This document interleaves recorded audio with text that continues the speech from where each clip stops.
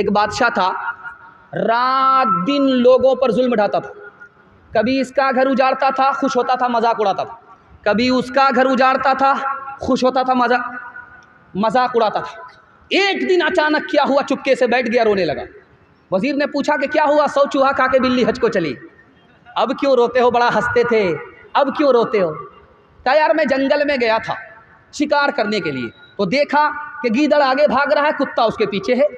कुत्ते ने गीदड़ की टांग तोड़ दी। अभी थोड़ी ही देर हुई थी, एक बच्चा पत्थर घुमा रहा था, वो पत्थर मंजनीक से छूट करके उस कुत्ते के सर पर लगा। अभी थोड़ी ही देर हुई थी, जिस कुत्ते को बच्चे ने पत्थर मारा, उस बच्चे की टांग घोड़े ने लात मार करके तोड़ दी। अभी थोड़ी ही देर हुई थी, जिस घोड़े ने बच्ची के टांग तोड़ी, वो खुद रस्सी से उलझ गया, खुद उसकी टांग टूट गई। मुझे समझ में हो आ गया, हर बुरे का नतीजा इस दुनिया में जल्दी ही मिल जाता है। हाथ उठा करके वादा कीजिए, माफ़ करेंगे, बदला नहीं लेंगे। हाथ उठाइए इंशाअल्लाह। घर का झगड़ा अदालत में जाएगा, हाथ उठाइए इंशाअल्लाह। हाँ, यहाँ आकर के 2-4 फंसे। मैंने कहा है मूरत वाले, भोली भाली सूरत वाले, राम और सीता 6 पैसे में, कृष्ण और राधा 6 पैसे में, लक्ष्मण सस्ता शिव जी सस्ता, रावण क्यों है इतना महंगा, बोला उसकी मांग बड़ी है, घर घर मूरत यही पड़ी है, सीताराम का गया जमाना, सच को दुनिया ने ना माना, सच को दुनिया ने ना माना, रावण का है राज जगत में, हर कोई है मोहताज जगत में, पाप की नैया तैर रही है, सांच की कश्ती डूब रही है, पाप की नैया तैर रही है, सांच की कश्ती डूब रही है, इंसानों के इंसान दुश्मन, राम गए और रह गए रावण। हिंदू मुसलमान भाईचारा के हवाले से आखिरी पैगाम बहुत खूबसूरत जल्दी में लेकर के आ रहा हूँ, आप लोग सुनने के लिए तैयार हैं। बड़ा खुशगवार माहौल है। राम जी को वनवास हो रहा, माँ कोने में रो रही है कि मेरे चांद का टुकड़ा महल को छोड़ करके 14 साल के लिए जंगल में कैसे रहेगा, शेर है, भालू है, पता नहीं जान कहाँ होगी, ईमान कहाँ होगा। माँ रो रही है। तो सोचा कि अगर माँ रो रही है, मैं भी रोने लगूंगा, मेरी आँख के आंसू को माँ ने देख लिया तो कलेजा फट जाए। तो फौरन आँख के आंसू को पोंछ लिया राम जी ने और माँ के पास आए। कि माँ तू क्यों रो रही है? मैं तो एक नेक काम करने के लिए जा रहा हूँ, मेरे बाप ने वादा किया था, उस वादे को पूरा करने के लिए जा रहा हूँ, मैं एक नेक काम करने के लिए जा रहा हूँ, तू क्यों रो रही है? कहा बेटा अगर सबकी खुशी है तो चले जाओ, लेकिन मैं माँ हूँ, अपने चांद के टुकड़े को महल से निकाल करके जंगल कैसे भेज दूँ? काश के मैं किसी गरीब के घर में पैदा होती, कुर्सी का झगड़ा नहीं होता। ये मुसीबत जो तुमको उठानी पड़ रही है, ये मेरी वजह से उठानी पड़ रही है। जब राम जी ने देखा कि मेरी माँ परेशान है, तो हाथ जोड़ करके कहा माँ परेशान होने की ज़रूरत नहीं है। घर में जब फूल खिलता है तो जब वो मुरझा जाता है पतझड़ में तो लोग मायूस हो जाते हैं, लेकिन जो फूल जंगल में खिलता है वहाँ इंसान नहीं होता, उसको देखने वाला खुदा होता है। तू मुझे खुदा के हवाले कर दे, अगर वो मेहरबान होगा तो उस जंगल को माँ की गोद से बड़ा बना दे।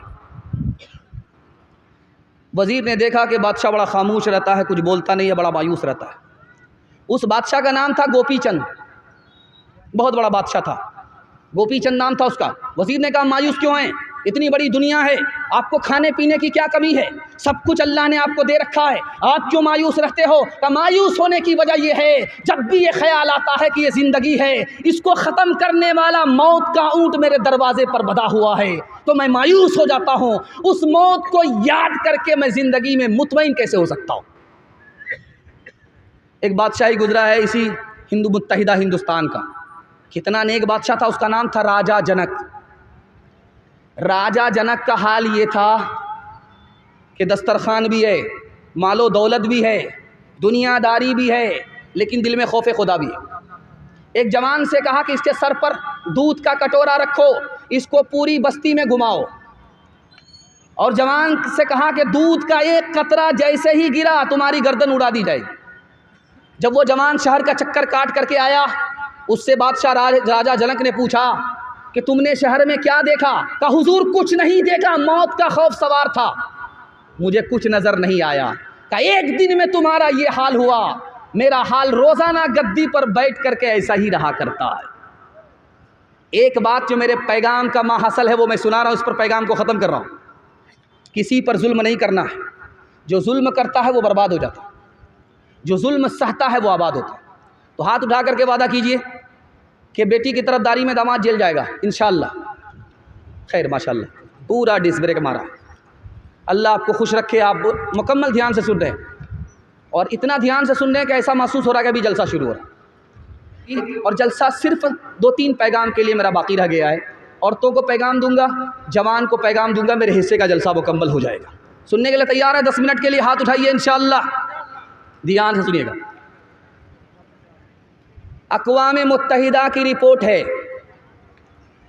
कि दुनिया में 150 करोड़ लोग जाहिल हैं, और सबसे बड़ा जो जाहिल मुल्क है वो हिंदुस्तान है।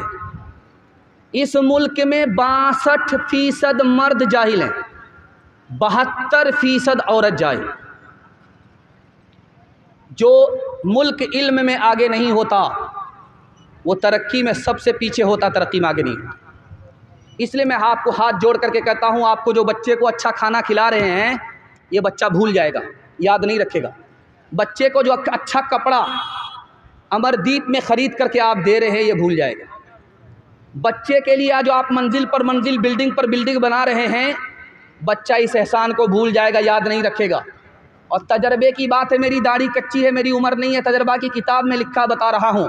आप एक एहसान कर दीजिए बच्चे के ऊपर, वो ज़िंदगी भर याद रखेगा। आप जाहिल हैं कोई फ़र्क नहीं पड़ता, बच्चे को पढ़ा लिखा दीजिए, ज़िंदगी भर एहसान को याद रखेगा। हमारे यहाँ का हाल देखिए क्या है, दिखाने के लिए जा रहा हूँ, आईना दिखा रहा हूँ। उल्लू अगर बोले किसी के मकान पर तो क्या कहते हैं? ये घर उजड़ जाता है। किसी के घर में मकड़ी का जाला है तो क्या कहते हैं? कि इस घर में कर्ज होगा। मुर्गा अगर शाम के वक्त में बांग दे तो कहते हैं कि इसको जल्दी से हलाल करो, ये बहुत बड़ी मुसीबत है। बिल्ली ने अगर रास्ता काट दिया तो डिस्क ब्रेक मार करके 20 बार इधर थूक रहा, 20 बार उधर थूक रहा। अब नानी मर रही है, नबज़ था रहा, आगे खतरा होगा। कसूर अपना है, इल्ज़ाम दूसरे के ऊपर दे रहा है। खतरा होगा तो अपने गुनाह की वजह से, खतरा टलेगा तो नेकी और सदके की वजह से। कसूर अपना है, इल्ज़ाम दूसरे के सर डालना।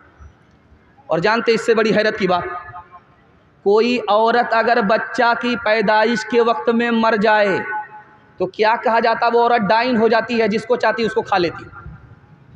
हदीस में है कि वो औरत शहीद हो गई, गर्दन कटाने वाले के बराबर उसको सवाब मिलता। और एक बात आपको सुनाने के लिए जा रहा हूँ, आपको बड़ी हैरत होगी। औरत को देखेंगे आप, मुसल्ला जिस पर नमाज पढ़ती है, नमाज के बाद उसको लपेट देती है। और जानते हैं क्यों लपेटती है? लपेटने का ये मकसद नहीं है कि गंदा हो जाएगा, लपेटने का मकसद ये है कि अगर लपेटेंगे नहीं तो उस पर शैतान नमाज पढ़ेगा। हाथ में झाड़ू है, किसी के बदन से लग गया तो जानते हैं क्या कहा जाता है? ये सूख जाएगा। अगर ऐसा होता तो मोटे का तो मसला ही हल हो जाता। 2-4 झाड़ू सुबह, 2-4 झाड़ू शाम। गलत है। और जब आदमी सुबह सवेरे दुकान खोलता है और कोई ग्राहक नहीं पहुंचता तो क्या कहता? किसी मनहूस की शक्ल मैंने देख लिया, इसलिए आज कोई ग्राहक आ नहीं रहा है। खुद सबसे बड़ा मनहूस है, अल्लाह के जिक्र को, मस्जिद को छोड़ करके सीधे दुकान पर आया है, अपनी तरफ ध्यान नहीं जाता, दूसरे की तरफ उंगली उठ जाती। एक बादशाह था, सुबह को जैसे ही उठा, झाड़ू लगाने वाले पर निगाह पड़ गई। अब उसको वहम हो गया कि मेरा हर काम यहाँ से ख़राब होगा। अब साइकोलॉजी काम करती है, अब उसका काम बिगड़ने लगा। उसने कहा इसको फांसी पर चढ़ा दो। अब वो बेचारा गरीब हाथ जोड़ करके खड़ा हो गया, भाई मेरा क्या कसूर है, मुझको फांसी पर चढ़ा रहे हो? का तुम्हारा कसूर ये है कि तुम मनहूस हो, तुम्हारी शक्ल बादशाह ने देखा, काम खराब हो गया। तो उस गरीब ने जवाब दिया कि मुझसे बड़ा मनहूस तो बादशाह है, बादशाह ने मुझे देखा, उसका काम बिगड़ा, जान तो बची हुई है, और मैंने बादशाह की शक्ल देखी, मेरी जान जा रही है, मुझको सूली पर चढ़ाया जा रहा है। अब इंसाफ करो कि मनहूस तुम हो या मैं। बुरा जो देखन में चला, बुरा न मिलिया कोई, बुरा जो देखन में चला, बुरा न मिलिया कोई, जो दिल खोजा अपना, जो दिल खोजा अपना, मुझसे बुरा न कोई, मुझसे बुरा न कोई। लकड़ी जल कोयला भई, कोयला जल भयो रात, मैं पापिन सी जली, मैं पापिन सी जली, कोयला भई न राख, कोयला भई न राख। पैगाम ख़त्म हो गया, जवानों के हवाले से पैगाम आ रहा है। मैं जिस मेज़बान के साथ आ रहा था, उसने कहा मैंने मुहिम चला रखी है, हमारे गांव में शराब पीने का बहुत ज़्यादा रिवाज हो गया, जवान बिगड़ रहे हैं, घर घर इसका रिवाज हो रहा है। उसके हवाले से पैगाम है, आपकी आँख खोल रहा हूँ। अगर आप अक्लमंद हैं, मेरे पैगाम की आपने हिफाजत कर ली, मैं गारंटी लेकर के जा रहा हूँ, मेरा गिरबान पकड़ सकते हैं। आपको 1 साल में 10 साल के बराबर तरक्की होगी। दारू छोड़ करके आप दिखाइए, हाथ उठा करके वादा कीजिए दारू नहीं पिएंगे। हमारे जवान लोग हाथ उठाइए, इंशाअल्लाह न दारू पिएंगे न किसी को पिलाएंगे। हाथ उठाइए इंशाअल्लाह, कोई पिलाए तो छोड़ेंगे नहीं, हाथ उठाइए इंशाअल्लाह। खैर, ध्यान रखिएगा, ध्यान से सुनिएगा। एक सहाबी आए, या रसूल अल्लाह, मुझे डॉक्टर ने कहा है कि दारू नहीं पियोगे तुम्हारा इलाज नहीं होगा। अब आप बताइए कि मैं क्या करूं, डॉक्टर की बात मानूं, जान बचाऊं? अल्लाह के रसूल ने कहा कि जिस डॉक्टर ने बताया कि दारू इलाज है वो गलत बोल रहा है। दारू बीमारी है, वो बीमारी को बढ़ाएगी, इलाज नहीं होगा। एक औरत आशिक हो गई जवान के ऊपर, दरवाज़ा खोला, बंद कर दिया। उस जवान से कहा कि दरवाज़ा खुलेगा तुम्हारी जान बचेगी, 3 काम में तुम्हें एक काम करना पड़ेगा, 3 गुनाह में 1 गुनाह करना पड़ेगा। सूअर का गोश्त खाना पड़ेगा, शराब पीनी पड़ेगी, मुझसे जिना करना पड़ेगा। 3 काम में 1 काम करोगे तभी तुम्हारी छुट्टी है, तुम्हारी जान बचेगी। उस जवान ने सोचा सूअर खाऊंगा, ये मेरा दिल नहीं चाहता, जिना करूंगा, बहुत बड़ा गुनाह है, सबसे छोटा गुनाह दारू है, 1 गिलास पी लेता हूँ, छुट्टी है। उसने जिस गुनाह को सबसे छोटा गुनाह समझा, वही सबसे बड़ा गुनाह था। जैसे ही एक जाम चढ़ाया, सर पर नशा आया, सूअर भी खा लिया, लड़की से जिना भी कर लिया, शराब आई, सारा गुनाह। एक बात सुनिए ध्यान से, 3 लाख की फौज है, मुसलमान 30,000 है। 3 लाख की फौज हार गई, मुसलमान 30,000 जीत गए। सिपह सालार ने अपने लोगों से कहा कि बात क्या है, वो भी इंसान तुम भी इंसान, तुम्हारी तादाद ज़्यादा उनकी तादाद कम, मुसलमान जीत कैसे गए? जवाब सुनिए और अकल का नाखून लीजिए, अपने को भी बचाइए, अपनी कौम को भी बचाइए, ख़ानदान को भी बचाइए। कहा कि तुम कैसे जीत गए? कहा कि इसलिए जीत गए, मुसलमान दारू नहीं पीता, दारू को हराम समझता है।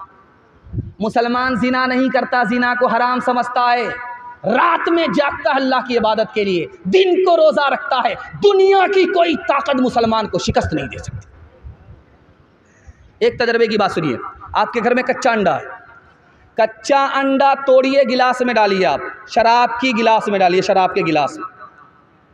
वो जो कच्चा अंडा है जिसको आपने तोड़ा, वो ऐसे टाइट हो जाएगा जैसे उबला हुआ अंडा। अब गौर कीजिए कि गिलास की गिलास शराब जो अंदर जाएगी, अतड़ी का क्या हाल होगा। दूसरा तजर्बा आपको दिखा रहा, कल आप देख सकते हैं तजर्बा। गोश्त का एक टुकड़ा लीजिए, पानी की बोतल में डालिए, शराब की बोतल में एक टुकड़ा डालिए, 3 दिन के लिए छोड़ दीजिए आप। तो जिस गोश्त के टुकड़े को आपने पानी की बोतल में डाला है वो असली हालत में रहेगा, और जिस टुकड़े को आपने शराब की बोतल में डाला है वो चर्बी की तरह पीला पड़ जाता है। गौर कीजिए कि शराब के बाद अतड़ी का क्या हाल होता है। आप किसान आदमी हैं, अभी धान आने वाला है, मकई से आप निकले हैं धान करने वाले, अल्लाह करे कि आपको बारिश मिले और धान की खेती अच्छी हो। मदरसे से वादा करें चंदा ना दे, हाथ उठाइए इंशाअल्लाह, खैर माशाअल्लाह। तो उसमें देखेंगे आप स्प्रे करते लोग, अथवा बथुआ को जलाने के लिए, भस्म करने के लिए स्प्रे करते, तो वो जो पीठ पर मशीन होती है उसमें दवाई पानी में घोल करके स्प्रे करते हैं। 99 बूंद उसमें पानी की डालिए आप, सिर्फ 1 बूंद शराब की डालिए, 10 दिन फूल पर स्प्रे कीजिए, वो मुरझा जाएगा। जब गिलास की गिलास शराब अंदर जाएगी, अंदर के फूल का क्या हाल होगा। मैं हाथ जोड़ करके आपसे कहता हूं, 1 साल आप दारू छोड़िए, 10 साल के बराबर अल्लाह आपको तरक्की देगा। दुनिया पीछे होगी, आपको कोई पीछे नहीं कर सकता। एक जवान दारू की बोतल लेकर के पास हो रहा था, हजरत उमर ने रोका, कमर में कोड़ा बांधे हुए थे, कहा ओ जवान रुक जाओ, दारू की बोतल दबा करके किधर जा रहा है। जवान की नबज ठार हो गई, पेशाब रुक गया। तो उमर ने देख लिया इतने कोड़े पड़ेंगे कि जनाजा ही उठ जाएगा। दिल दिल में खुदा से कहता है कि मेरे परवरदिगार आज इज्जत आबरू तू ही बचा सकता। हजरत उमर झटक करके आए, उस जवान के हाथ से बोतल लिया, ढक्कन खोल करके जो देखा, उस जवान की अल्लाह ने तौबा कबूल फरमा ली, अल्लाह ने शराब को सिरका बना दिया। हाथ उठा करके वादा कीजिए, इंशाअल्लाह दारू से पूरा समाज हमारा पाक होगा। हाथ उठाइए, इंशाअल्लाह दारू नहीं पिएंगे, दारू पीने वाले का बाइकाट करेंगे, उसकी शादी में शरीक नहीं होंगे, हाथ उठाइए इंशाअल्लाह। उसके जनाजे में शरीक नहीं होंगे, हाथ उठाइए इंशाअल्लाह। उसका कभी भी कहीं साथ नहीं देंगे, हाथ उठाइए इंशाअल्लाह। शराब खुद ब खुद ख़त्म हो जाएगी इंशाअल्लाह। एक मिसाल पर पैगाम ख़त्म कर रहा हूँ। अब्दुल रशीद नाम का चपरासी है, रोज़ दारू पीता। उससे मालिक ने कहा कि तुम चपरासी इसलिए हो, चाल पर हो, तुम दारू छोड़ते नहीं। दारू छोड़ देते तो तुम चपरासी नहीं डायरेक्टर हो जाते। तो वो बोलता मुझे क्या फ़र्क पड़ता है, जब मैं दारू नहीं पीता हूँ तो चपरासी समझता हूँ, और जब मैं दारू पी लेता हूँ सर पर नशा आता है तो मैं खुद को प्राइम मिनिस्टर समझता हूँ, मुझको क्या फ़र्क पड़ता है।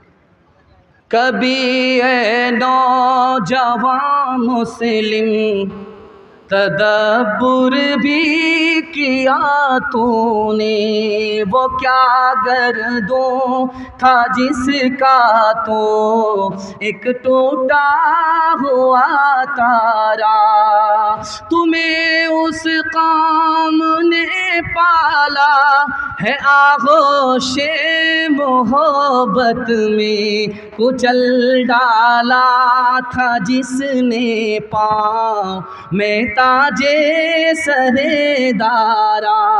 गवा दी हमने जो असलाफ से मीरास पाई थी, सोरैया से ज़मीं पे आसमान ने हमको दे मारा।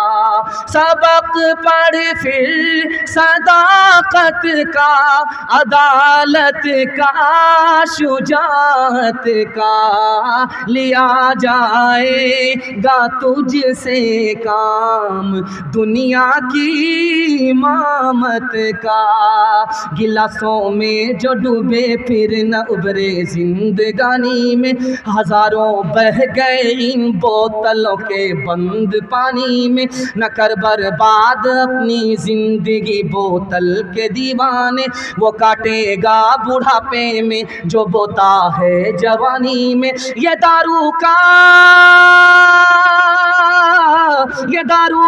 पियाला मौत का कड़वा पियाला है, मिला है जहर शरबत में, मिला है जहर शरबत में, छुपी है आग पानी में, मिला है जहर शरबत में, छुपी है आग पानी में। पैगाम खत्म हो गया। सिर्फ औरतों के हवाले से एक पैगाम सुनने के लिए तैयार है? दोनों हाथ उठाइए इंशाअल्लाह।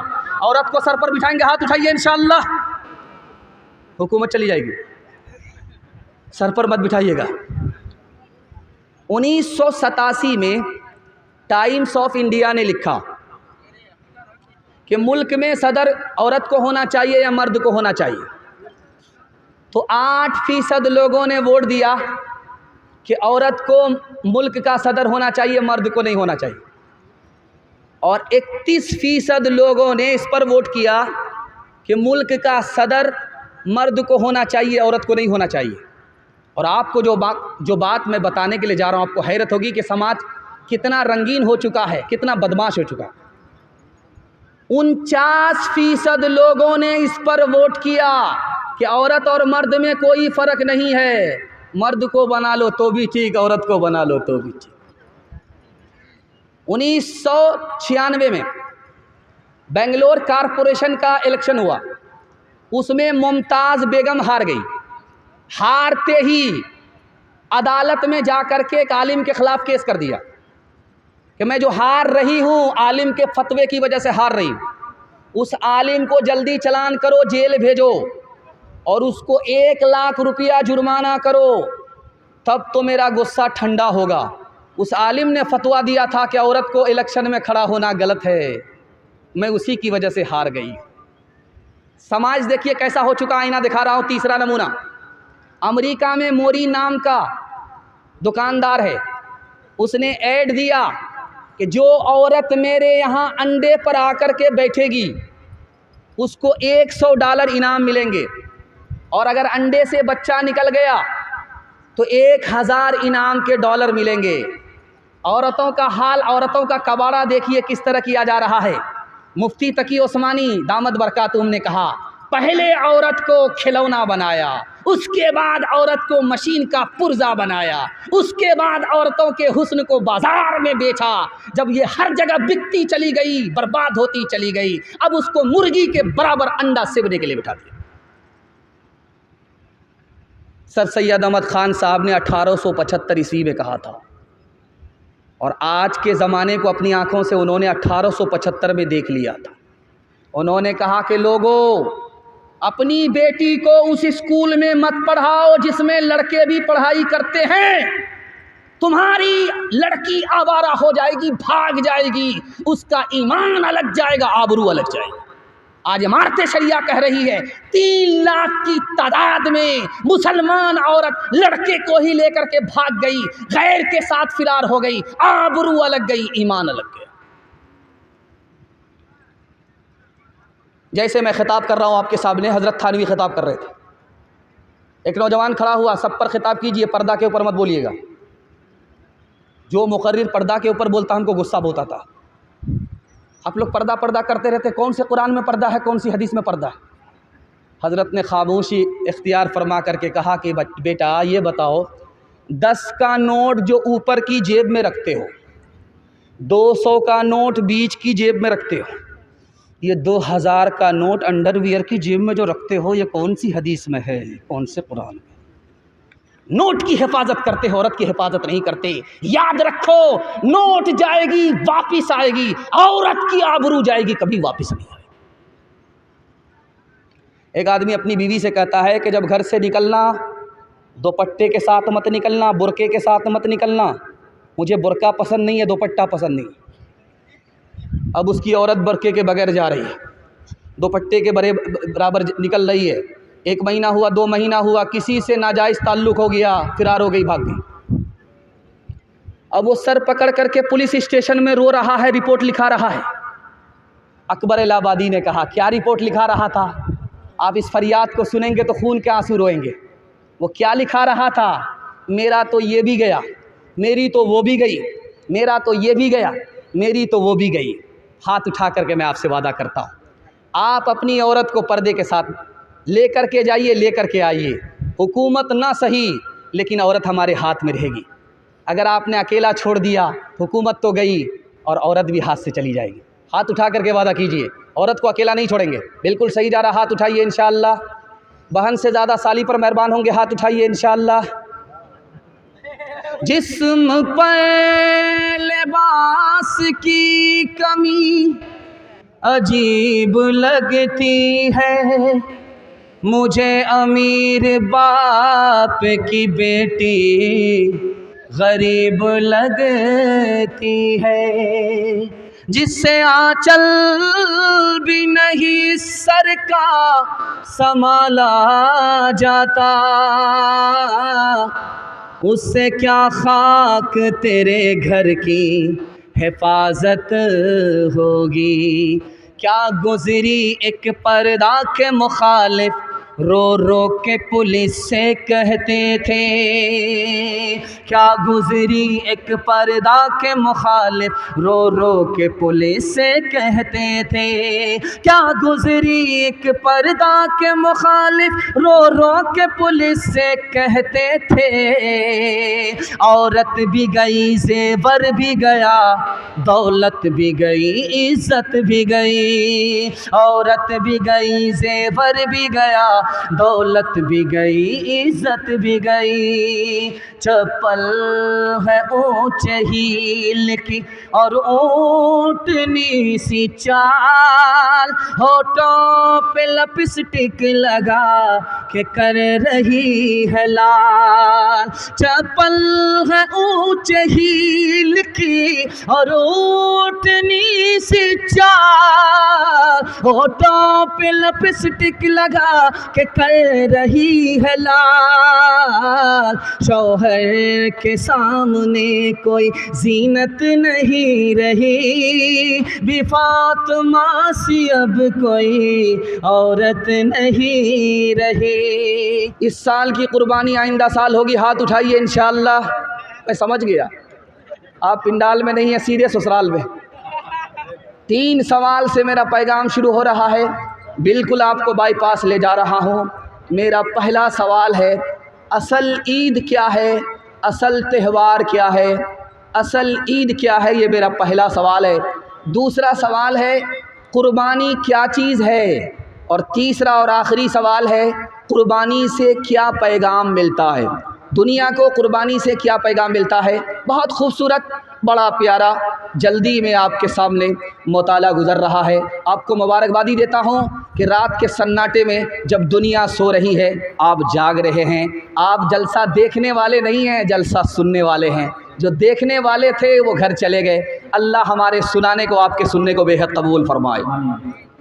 असल ईद क्या है, असल त्यौहार क्या है। रमज़ान के बाद ईद आती है और ईद के बाद बकरीद आती है। ये 2 खुशी मुसलमानों को नसीब होती है।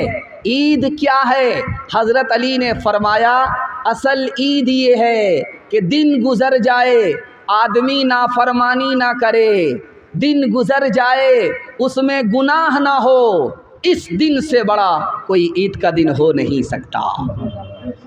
असल कुर्बानी क्या है। बाप ने ख्वाब देखा, बेटे से कहा कि मैं तुम्हें अल्लाह के नाम पर ज़बह कर रहा हूँ। तो बेटे का जवाब सुनिए। बेटे ने कहा कि अब्बा हुजूर आप भी सच्चे हो, आपका ख्वाब भी सच्चा है और मैं तैयार हूँ, आप मुझे कुर्बान कर दो, अपना ख्वाब सच्चा कर लो, लेकिन मेरी कुर्बानी से पहले मेरी 4 फरमाइश पूरी कर दो। जब मुझे ज़बह करना तो इससे पहले चाकू तेज़ कर लो, मुझे ज़बह करना मेरे हाथ पाँव को बांध देना, मुझे ज़बह करना आँख पर पट्टी बांध लेना, मुझे ज़बह करना तो मेरा चेहरा आसमान की तरफ नहीं ज़मीन की तरफ कर देना, ताकि सजदे की हालत में तेरा बेटा कुर्बान हो जाए। और जब मैं कुर्बान हो जाऊं तो मेरे कपड़े को उतार करके मेरी माँ के हवाले कर देना, ताकि उसे सब्र हो जाए कि मेरा बेटा राह खुदा में कुर्बान होकर कामयाब हो गया। कुर्बानी से क्या पैगाम मिलता है? पैगाम ये है कि ये जानवर हमारा ग़ुलाम हमारे नाम पर कुर्बान हो गया, हम अल्लाह के ग़ुलाम। जिस तरह ये जानवर हमारे लिए कुर्बान हो गया, हम खुदा के लिए कुर्बान हो जाए। कुर्बानी हर साल होगी, मगर हम कुर्बान जुमा में और रमज़ान में होंगे। हाथ उठाइए इंशाअल्लाह।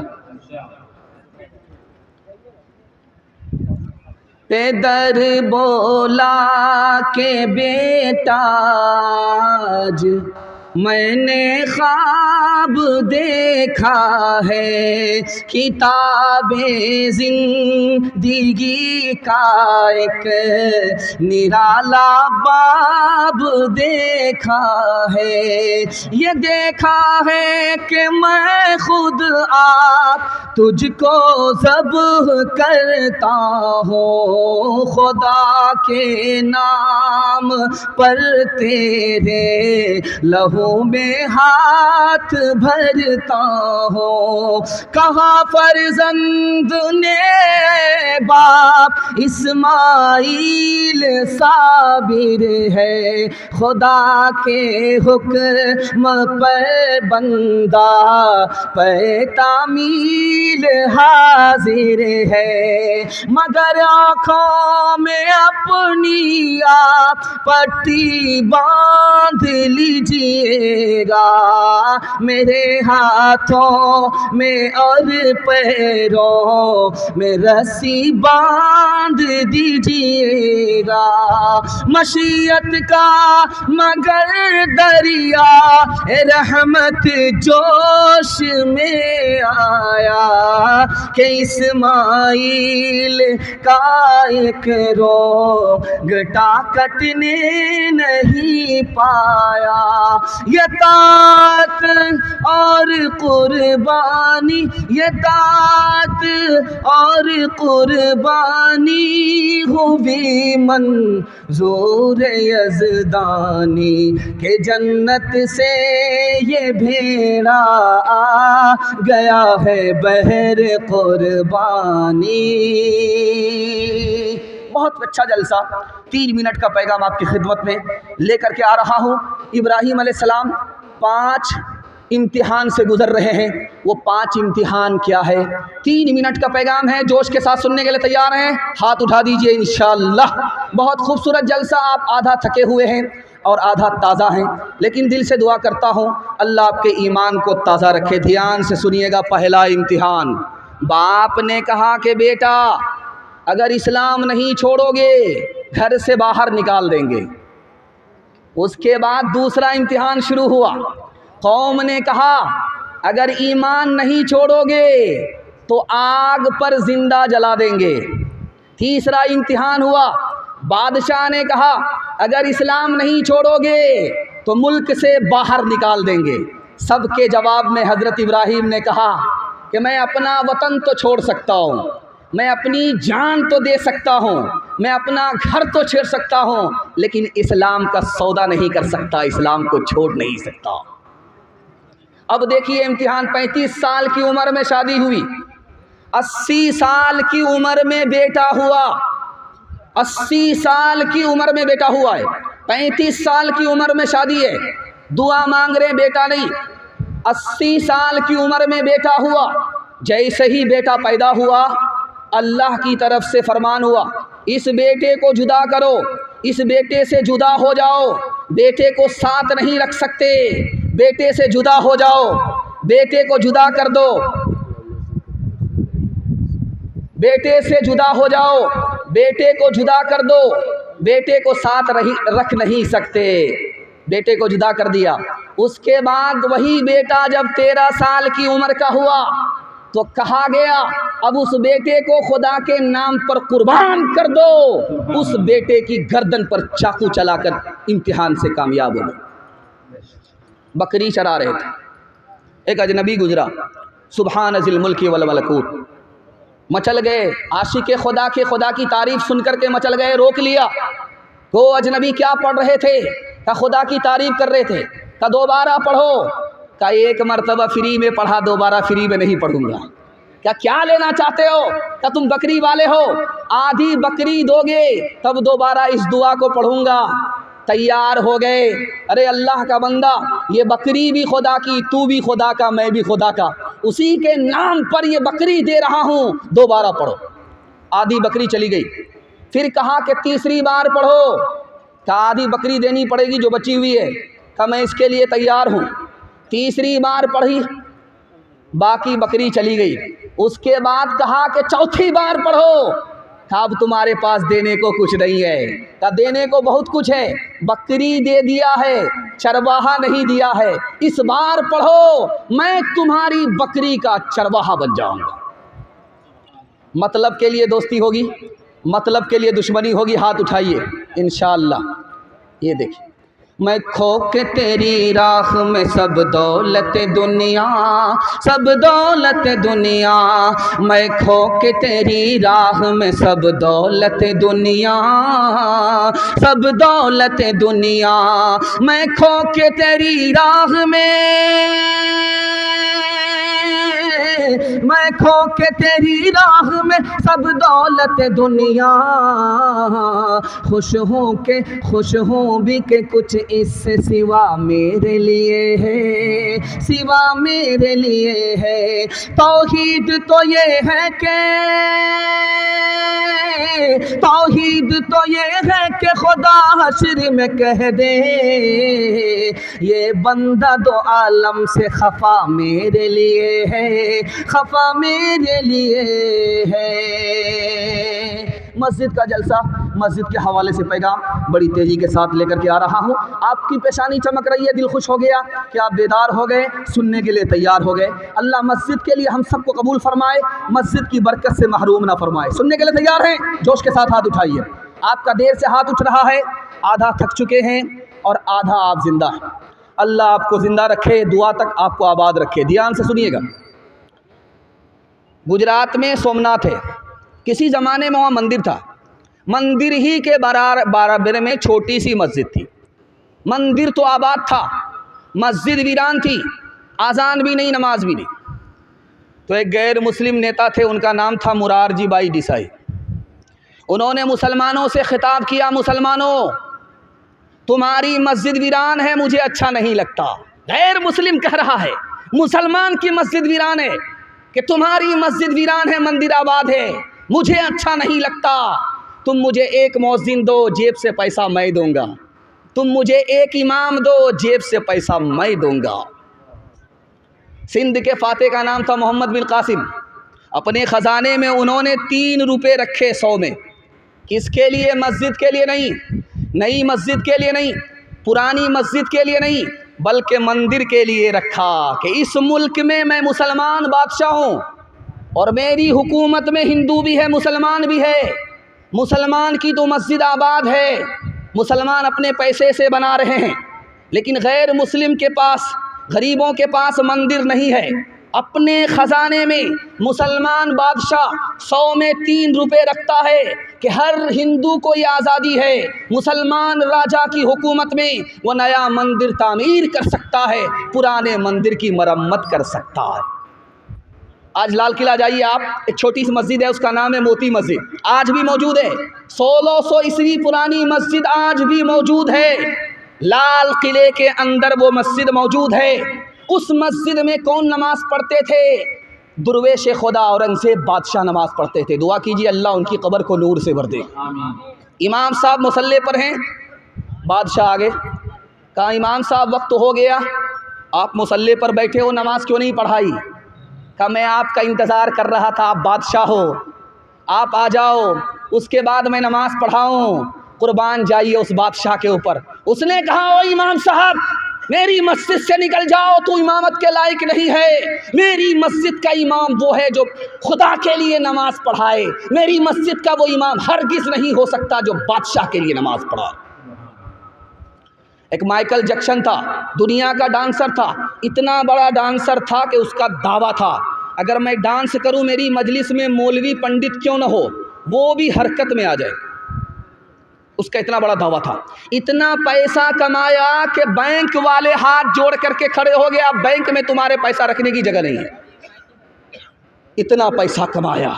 उसके बाद वो बोला, मैं दुनिया में मशहूर हो गया, मुझसे बड़ा हीरो कोई नहीं, मुझसे बड़ा डांसर हॉलीवुड में कोई नहीं, लेकिन मुझे पैसे से सुकून नहीं मिला, मुझे शोहरत से सुकून नहीं मिला। सुकून उस वक्त मिला जब मैं मुसलमान हुआ, मस्जिद आया, नमाज पढ़ी। जो सुकून मुझे इसमें मिला दुनिया की किसी दौलत में नहीं मिला। आप एक तजर्बे की बात है, ये देख रहे हैं कि एक एक लाइन से मोबाइल लगा हुआ है। आपको सुकून कहाँ मिलेगा, आपका सुकून कहाँ जाएगा, ये राज आपको एक लाइन में बताने के लिए जा रहा हूँ। ये मोबाइल आप देख रहे हैं, सिर्फ 5 मिनट के लिए आप मोबाइल खोलिए, उसको सिर्फ 5 मिनट देखिए, घड़ी देख करके आपके 1 घंटे की नींद हराम हो जाएगी। आपको नींद नहीं आएगी, कल से तजर्बा करके देख लीजिए आप। सिर्फ 5 मिनट के लिए आपने मोबाइल देखा, आँख से नींद उड़ गई और आपको 1 घंटे तक नींद नहीं आई, और जुमा का दिन था, आपने गुस्ल किया, चप्पल उतार करके आपने मस्जिद के अंदर दाखिल की, इमाम साहब मिंबर पर खड़े होकर के खुतबा दे रहे थे, आपको झटके पर झटका आ रहा था। क्यों आ रहा था? कभी आपको दोपहर में नींद नहीं आई और खुतबे के वक्त में नींद आई। राज क्या है? जब आदमी मोबाइल देखता है उसका दिल परेशान होता है, जब दिल परेशान होता तो नींद नहीं आती। जब अल्लाह के घर में अल्लाह का बंदा आता है तो अल्लाह की रहमत उसको घेर लेती है, सुकून उसको मिलता है, इसलिए नींद आती है। नींद फूल पर आती है, कांटे पर नहीं आती। हाथ उठा करके वादा कीजिए, रोज़ बाज़ार जाएंगे और मस्जिद में जुमा को आएंगे। हाथ उठाइए इंशाअल्लाह। ये देखिए, जाग ऐ उम्मती शाह दुनिया बोदी, जाग ऐ उम्मती शाह दुनिया बोदी, तेरे सोने का वक्त बाकी नहीं।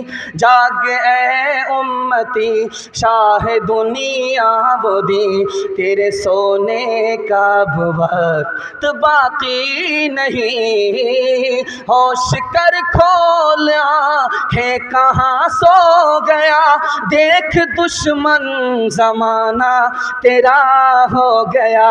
बुलबुलें कह रही है ये क्या हो गया, बुलबुलें कह रही है ये क्या हो गया। इस चमन का निगहबां कहाँ सो गया। हाथ उठाइए, वादा कीजिए, जनाजे की नमाज मस्जिद में, हाथ उठाइए इंशाअल्लाह। ये देखिए, एक तो हम हाफ पागल हैं, 12 बज जाने के बाद बैठे। आप फुल पागल हैं, कन्या के भी मामू हैं, दूल्हा के भी मामू, दोनों तरफ से आपका हाथ उठ रहा है। लेकिन मैं आपको ठिकाने लगा करके रहूँगा। 2-4 गलती तो आपकी माफ़ है, अगर इससे ज़्यादा गलती की तो नमाज जनाजा पढ़ाने में भी देर नहीं है। तीसरा पैगाम आपकी खूबसूरत समात के हवाले आ रहा है, सुनने के लिए यहाँ से लेकर के वहाँ तक तैयार हैं? जोश के साथ हाथ उठाइए इंशाअल्लाह। एक बात याद रखिए, ये जो बोतल आप देख रहे हैं इसमें पानी है और इसके बगल ही में गिलास है। आप किसी से सिर्फ गिलास मांगिए तो आपको सिर्फ गिलास देगा, पानी नहीं देगा। और अगर किसी से बोलिए कि भाई हमको पानी दीजिए तो गिलास खुद ब खुद आ जाएगा। कभी आपने गौर किया ये राज क्या है? ये राज ये है कि पानी गिलास से बढ़ करके है। गिलास ज़रिया है, पानी मकसूद है। पानी मांगेंगे तो गिलास खुद ब खुद मिलेगा, अगर गिलास मांगेंगे तो पानी नहीं मिलेगा। दीन दुनिया में बढ़ कर के दीन है, मकसूद है। आप दीन मांग लीजिए, अल्लाह मुफ्त में आपको दुनिया दे देगा। एक बात ख़ास तौर पर सुनिए, किसी से काम लेना है तो आप उसको पैसे का लालच देते हैं, वो आपका काम कर देता है। और अगर आप पावरफुल आदमी हैं तो उसको धमकी दीजिए, वो काम आपका कर देगा। लेकिन खुदा को आप लालच नहीं दे सकते, उसके पास आपसे ज़्यादा पैसा है। खुदा को आप धमकी नहीं दे सकते, खुदा आपसे ज़्यादा पावरफुल है। एक ही काम खुदा के आगे कर सकते हैं, हाथ जोड़ लीजिए, दिल का इरादा हो गया, तौबा कर लीजिए, अल्लाह आपकी हर हाजत पूरी कर। एक बात और याद रखिए, मुसलमानों का हाल इतना बिगड़ा हुआ है कि आपको 2-3 नमूना दिखाने के लिए जा रहा हूँ। रमज़ान का महीना आ गया, धूप आ रही है, पसीना छूट रहा है, 15 घंटे का रोज़ा है। क्या बोलता है? खुदा को भूखा मार करके क्या मिलता है? गया ईमान। इतना ख़तरनाक जुमला था कि सीने से ईमान चला गया। उसके बाद क्या कहता है? जब एक बार मांगा नहीं मिला, दूसरी बार मांगा नहीं मिला, तीसरी बार मांगा नहीं मिला, तो क्या कहता है? अरे खुदा से क्या मांगते हो, मांगो बड़े पीर से। खुदा का तो काम यही रह गया, इससे छीनो उसको दे दो, उससे छीनो इसको दे दो। चला गया ईमान। तीसरा जुमला दिखाने के लिए जा रहा हूँ, खुदा इंसाफ नहीं करता, किसी को औलाद देता है, किसी को औलाद नहीं देता। चला गया ईमान। एक आदमी रूखी रोटी खा रहा था और उसके साथ नमक और चटनी, उस पर कहा सुभान अल्लाह, माशाअल्लाह, अल्हम्दुलिल्लाह। बगल का आदमी बोला कि मुर्गा खा रहे हो, धड़ाधड़ सुभान अल्लाह बोल रहे हो। ये रूखी रोटी में सुभान अल्लाह, माशाअल्लाह, अल्हम्दुलिल्लाह, अल्लाह का इतना शुक्र कर रहे हो। तुम लोग तो अल्लाह की आदत ख़राब कर दोगे। इसलिए तो हमेशा अल्लाह ताला तुमको रूखा सूखा खिलाता है। हाथ उठा करके वादा कीजिए, राहत में बाप को, मुसीबत में खुदा को याद रखेंगे। ये देखिए फिर भी हाथ उठा रहे है। गौसो कुतुब सब गुलाम से खुदा के, नबी या वली हो उसी से है लेते है। गौसो कुतुब सब गुलाम से खुदा के, नबी या वली हो उसी से है लेते। जिसे चाहे दे दे, जिसे चाहे ना दे, बना दे वो जिसका बनेगा मुक़द्दर। हो अल्लाहु अकबर, हो अल्लाहु अकबर, हो अल्लाहु अकबर, हो अल्लाहु अकबर। उसी के है हाथों में हाजत रवाई, उसी के है बस में ये मुश्किल कुशाई। उसी को है हासिल ये शाने अताई, हुआ है न होगा कोई उसका हमसर। हो अल्लाहु अकबर, हो अल्लाहु अकबर, हो अल्लाहु अकबर, हो अल्लाहु अकबर। पैगाम बड़ी तेज़ी के साथ निकल रहा है, इसलिए कि आप मोहब्बत से सुन लें। अल्लाह इस मोहब्बत को सलामत रखे। चौथा पैगाम कुरान के हवाले से आपकी खिदमत में आ रहा है, सुनने के लिए तैयार हैं? जोश के साथ हाथ उठाइए इंशाअल्लाह। माशाअल्लाह, घबराना नहीं है, दायां बायां हो चलेगा। मैं भी आपकी जगह होता, सवाल होता, मैं भी फंस जाता। ध्यान से इधर सुनिए, बड़ा खूबसूरत जलसा हो रहा है। मैं तो आपको गारंटी के साथ कह सकता हूँ कि ये जलसा दियालपुर से, मघेली से अच्छा हो रहा है। मघेली में क्या है, तुम चलो मैं आ रहा हूँ तुम्हारे पीछे, तुमको ज़्यादा देर तक बैठने नहीं दूंगा, ये होता था। लेकिन आप इत्मीनान से बैठे हैं, लोग आपको इत्मीनान से सुना रहे हैं। अल्लाह इस जलसे को कबूल फरमाए, इसकी बरकत से उन जलसों को भी कबूल फरमाए। ध्यान से सुनिएगा, सुनाने के लिए जा रहा हूँ। दुनिया में डायरेक्ट ताल्लुक़ अल्लाह से एक ही चीज़ का है। डायरेक्ट ताल्लुक़ दुनिया में एक ही चीज़ का अल्लाह से डायरेक्ट ताल्लुक़ है।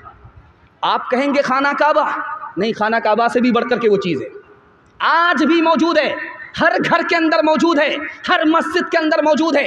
डायरेक्ट उसका अल्लाह से ताल्लुक़ है। और खाना काबा से बढ़ कर के है। खाना काबा ख़त्म हो जाएगा, लेकिन वो ख़त्म नहीं हुआ, क़यामत तक ख़त्म नहीं हुआ। आप कहेंगे वो कौन सी चीज़ है? वो अल्लाह का कुरान है। अल्लाह का कुरान खाना काबा से भी बढ़ कर के है। खाना काबा मखलूक है और कुरान अल्लाह की सिफत है। जैसे अल्लाह बाकी, उसी तरह अल्लाह का कलाम बाकी। एक आदमी की शादी हो गई, 1 साल हो गया बाल बच्चा नहीं, 2 साल हो गया बाल बच्चा नहीं। लोगों ने कहा यार तू कैसा मर्द है, शादी हो गई, कैलेंडर छप ही नहीं रहा है। अब बेचारा मुंह छुपा करके चल रहा है कि कितने को कहाँ कहाँ से जवाब दूँ। कबूलियत की घड़ी घूम रही थी, हाथ उठा करके दुआ मांगा, मेरे परवरदिगार कितने लोगों से मुंह छुपाता फिरूं, बेटा ना दो सही, एक बेटी ही दे दो। वादा करता हूं जब उसकी शादी होगी उसको रुखसत करूंगा, दुनिया की हर दौलत दे करके भेजूं। कबूलियत की घड़ी घूम रही थी, अल्लाह ने बेटी दे दिया। जब वो बेटी जवान हुई, शादी का वक्त आया, उसकी जेब में फूटी कौड़ी नहीं। परेशान हुआ, इमाम शाफी रहमतुल्लाह अलैह के पास आया। हजरत गज़ब हो गया, अल्लाह से वादा किया था बेटी को रुखसत करूंगा, दुनिया की हर दौलत दे करके भेजूंगा, जेब में फूटी कौड़ी नहीं है। अरे बेवकूफ़, दुनिया की सबसे बड़ी दौलत तुम्हारे पास मौजूद है। कहा हुजूर रुपया पैसा नहीं है, चांदी सोना नहीं है, ज़मीन मकान नहीं है। कहा कुरान की दौलत तुम्हारे पास मौजूद है। जब बेटी रुखसत होने लगे तो कुरान को साथ में रुखसत कर दो, अल्लाह का वादा पूरा हो जाएगा। कुरान के मुकाबले में दुनिया की कोई दौलत नहीं हो सकती। बच्चा पढ़ रहा था मकतब में, लाइट चली गई, बच्चा झूल झूल करके पढ़ रहा है, उस्ताद पंखा झेल रहा है। क्या मज़ा आ रहा भाई, बच्चा झूल झूल करके पढ़ रहा, उसको मज़ा आ रहा है, उस्ताद को पंखा झेलने में मज़ा आ रहा है। घूम करके उधर जा रहा है, बच्चा को पंखा की हवा देते हुए, फिर इधर आ रहा है, बादशाह आया, उसने देखा वाह क्या शानदार कुरान की तालीम हो रही है, खुश हुआ, 10,000 सोने के सिक्के उस उस्ताद को दे दिया। उसने बाप जन्म में सोने का सिक्का नहीं देखा था, 10,000 सोने के सिक्कों को कभी नहीं देखा था। देखते ही क्या बोला, हुजूर मैंने कौन सा कारनामा किया है इतना बड़ा इनाम दे दिया। निकल जाओ मेरे मदरसे से, तुमको इस मदरसे में पढ़ाने की ज़रूरत नहीं है। कुरान के मुकाबले में तुमने 10,000 सिक्के को बड़ा समझा, तुम कुरान पढ़ाने के लायक नहीं। आप देखेंगे मस्जिद जाइए, एक मुसल्ला होता है चटाई वाला मुसल्ला, पीछे बिछा हुआ होता है, आधा फटा आधा सही, आधा फटा आधा सही। और दूसरी तरफ देखिएगा रेशमी मुसल्ला, एक नहीं डबल, डबल नहीं ट्रिपल। वो मुसल्ला किसके लिए होता है? इमाम साहब के लिए होता है। इमाम एक ही हैं, लेकिन इमाम का स्पेशल मुसल्ला कितना है? मुसल्ला 3-3 मुसल्ले। मुक्तदी के लिए चटाई, इमाम के लिए रेशमी मुसल्ला। इमाम की अज़मत में अलग से खूबसूरत मुसल्ला, रेशमी मुसल्ला आगे बिछाया जाता है, लेकिन उस इमाम से बढ़कर के कुरान है। कुरान के बदन पर कोई कपड़ा नहीं है। मुसलमानों ने कुरान का क्या हाल कर दिया। एक बात और याद रखिए, बर्नार्ड शॉ अमेरिका का अफसाना निगार है, उसने 2 जुमले ख़तरनाक बोले, आप पढ़े लिखे लोग हैं, आपको सुना रहा। उसने कहा इस्लाम से बड़ा कोई मज़हब ही नहीं और मुसलमान से बुरा कोई आदमी ही नहीं। बड़ा अजीब मालूम हुआ भाई, एक तरफ तो तारीफ़ कर रहा है, दूसरी तरफ तौहीन कर रहा है। बोला भाई क्या मामला है, समझा नहीं। कहा मुसलमानों के पास कुरान की दौलत मौजूद है, ये कुरान पर अमल नहीं करता, इसलिए मुसलमान से बढ़ कर के बुरा कोई आदमी इस दुनिया में नहीं। हाथ उठा करके वादा कीजिए, अखबार रोज़ पढ़ेंगे, कुरान कभी कभी।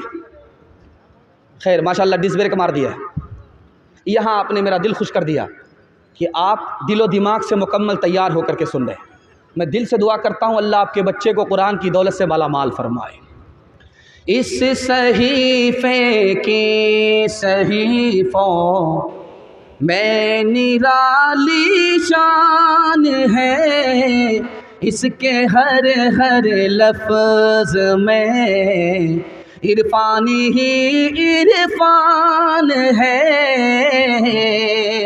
बुझ नहीं सकता किसी से, सुन लो कुरान का चराग।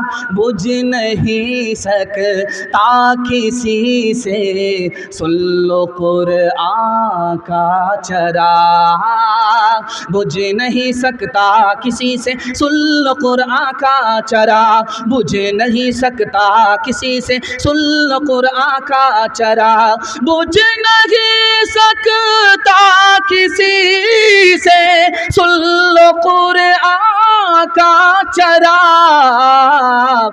आंधियों तुम आज़मा लो, सामने मैदान है। आंधियों तुम आज़मा लो, सामने मैदान है।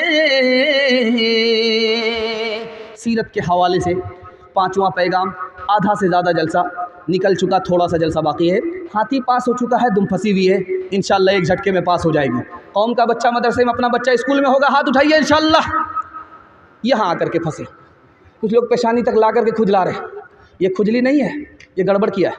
ध्यान से सुनिएगा, चौथा पैगाम बड़ी तेज़ी के साथ आ रहा है और निकल जाएगा।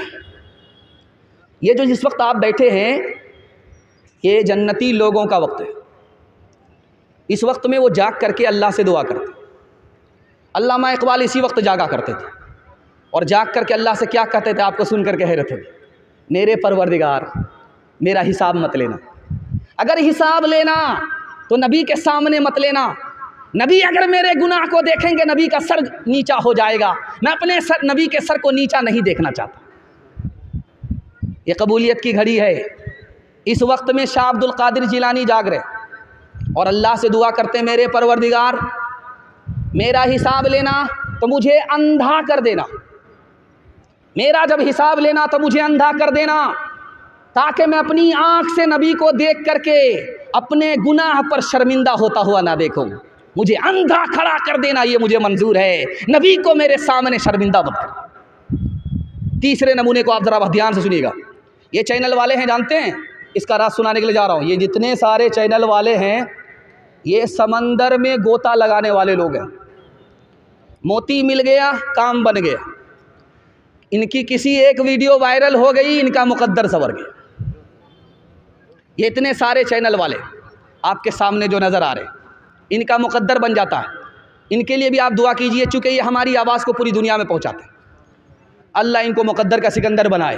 ध्यान से सुनिएगा, दिल्ली की जामा मस्जिद है और करीम होटल आपने देखा है, करीम होटल आपने देखा है, उसी गेट पर एक भिखारी बैठा हुआ है। अंग्रेज़ आ रहा था जामा मस्जिद को देखने के लिए, उसका बटुआ गिर गया। उसने उसको पकड़ा और उस अंग्रेज़ को ढूंढना शुरू किया। 4 महीने गुजर गए, वो नज़र नहीं आया। जब उसके बाद वो नज़र आया तो उस अंग्रेज़ से कहा कि आपका बटुआ गिर गया था, मैं आपको दे रहा हूँ।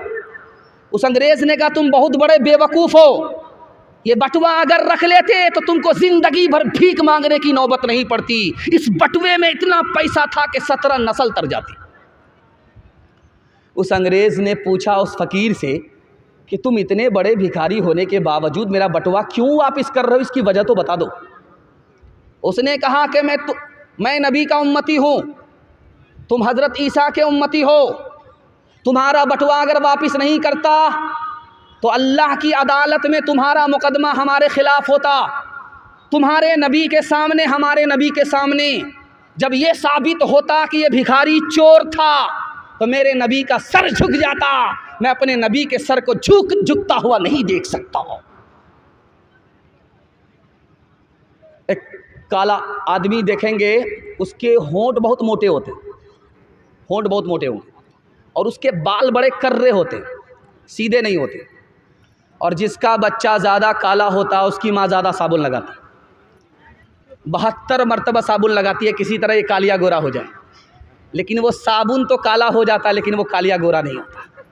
लेकिन कुर्बान जाइए उस माँ के ऊपर, वो उस काले को भी चांद से बढ़कर के समझती। काले सहाबी थे, आईना लेकर के, कंघी लेकर के बाल को सीधा करने लगे कि नबी का जो सर था बीच में मांग थी, दाईं तरफ का बाल दाईं तरफ, बाईं तरफ के बाल बाईं तरफ, बीच में मांग निकालते थे। उन्होंने किताब में पढ़ा था, सुना था, और अब उन्होंने सोचा, नबी के सर को देखा था, उन्होंने सोचा कि हम बीच में मांग निकालते हैं। अब पसीना छूट गया, बाल कर रहे थे, सीधे नहीं हुए, मांग नहीं निकली। बीवी ने कहा कि कौन से काम में पड़े हो, तुम्हारे बाल कर रहे हैं, मांग कभी नहीं निकलेगी। गुस्सा आया, लोहे की सलाख चूल्हे में डाला, जब वो सुर्ख हो गई टोपी हटा करके सर पर रख लिया। ले अब कैसे मांग नहीं निकलती। बाल भी जल गए, खाल भी जल गए, जख्म लग गया। बीवी ने कहा ये कौन सा काम दूसरा कर दिया, ज़ख़म लगा दिया। उस आशिक़ रसूल का जवाब सुनिए, अल्लाह ऐसा इश्क़ रसूल से हम सबको अता फ़रमाए। उस आशिक़ ने कहा कि जब तक ज़ख़म है तब तक गम है, खुशी इस बात की है कि आज के बाद मेरा सर नबी के सर से मिल गया। आपको चैलेंज करता हूँ मैं, अपने बिहार फुलडोबी से आप चलिए पंजाब तक, किसी भी पंजाबी को आप ऐसा नहीं देखेंगे कि दाढ़ी ना हो, पगड़ी ना हो। दिखाइए आप, दाढ़ी रखेगा ज़रूर, पगड़ी रखेगा ज़रूर। क्यों? सब कुछ छोड़ देगा लेकिन दीन धर्म को नहीं छोड़ेगा। और सरदार की तादाद हमसे कम है, लेकिन सरदार को इज़्ज़त मिली है, हम जलील हो रहे हैं। क्यों? हमने नबी के दीन को लात से मारा, अल्लाह ने हमें जलील व खार कर दिया। उन्होंने दीन धर्म को दांत से पकड़ा, अल्लाह ने इज़्ज़त की चोटी पर पहुंचा दिया। एक खूबसूरत बात याद रखिए, हमेशा हमेशा ज़िंदगी भर ये आपको काम आए। हमारा मुर्दा जब कब्र में दफन होता है तो कैसे दफन होता है? हम उसको चित नहीं लेटाते, करवट लेटाते, इधर की जो पीठ है उसको दीवार से सटा देते। अगर आपने चित लेटाया गुनाह होगा, जिन लोगों ने लिटाया उनको ज़्यादा गुनाह होगा। मुर्दे को कब्र में किस तरह लिटाना है? चित नहीं लेटाना है, बल्कि करवट लिटाना है, और पीछे की जो पीठ है उसको दीवार से सटा देना। ऐसा क्यों करते हैं? ताकि चेहरा क़िबले की तरफ हो जाए, मुकम्मल चेहरा क़िबले की तरफ हो जाए, इसलिए ऐसा करते हैं। एक कफन चोर पकड़ा गया, उससे इब्ने रजब हम्बली ने पूछा, बेटे ये बताओ मैं तुमको पुलिस के हवाले नहीं करूँगा, लेकिन एक राज बताओ, जब तुम कब्र खोदते थे, कफन को खींचते थे, तो मुर्दे का चेहरा किधर होता था? किबले की तरफ होता था कि नहीं? तो उसने कहा, मैं कसम खा करके कहता हूँ, 100 में सिर्फ 80 मुर्दा, 100 में सिर्फ 10 मुर्दे का चेहरा किबले की तरफ होता था, 100 में सिर्फ 20 मुर्दे का चेहरा किबले की तरफ होता था, 80 मुर्दे का चेहरा किबले की तरफ नहीं होता था। वो आए कि तो गज़ब हो गया। हर मुसलमान अपने मुर्दे को किबले की तरफ लेटाता है, उसका चेहरा किबले की तरफ कर देता है। बात क्या हुई कि मुर्दा अंदर गया, उसका चेहरा किबले की तरफ नहीं। इमाम औज़ाई रहमतुल्लाह अलैह से पूछा, हुजूर राज क्या है? तो जवाब दिया कि उन लोगों का चेहरा किबले की तरफ नहीं था जो ज़िंदगी भर नबी की सुन्नत से मुंह मोड़ते थे। अल्लाह ने मरने के बाद किबले से मुंह मोड़ दिया। हाथ उठा करके वादा कीजिए, बुढ़ापे में दाढ़ी रखेंगे, हाथ उठाइए इंशाअल्लाह, बिल्कुल सही जा रहा है। शादी के बाद दाढ़ी रखेंगे, हाथ उठाइए इंशाअल्लाह। ये देखिए, ये वो लोग हाथ उठा रहे हैं जिनको दाढ़ी है, तो वो कौन सी दाढ़ी रखेंगे? और वो लोग हाथ नहीं उठा रहे हैं जिनको दाढ़ी है। मैं हाथ जोड़ करके आपसे कहता हूँ, दाढ़ी नहीं रखते हैं इसको गुनाह समझते रहिए, आपका ईमान सलामत रहेगा। लेकिन अगर दाढ़ी नहीं रखते हैं, दाढ़ी का मजाक उड़ाते हैं, आपका ईमान चला जाए। हाथ उठा करके मुझको वादा दीजिए कि दाढ़ी की तौहीन नहीं करेंगे, इसको गुनाह समझेंगे। हाथ उठाइए इंशाअल्लाह। हाजियों आओ, शहंशाह का रोज़ा देखो, काबा तो देख चुके, काबे का काबा देखो।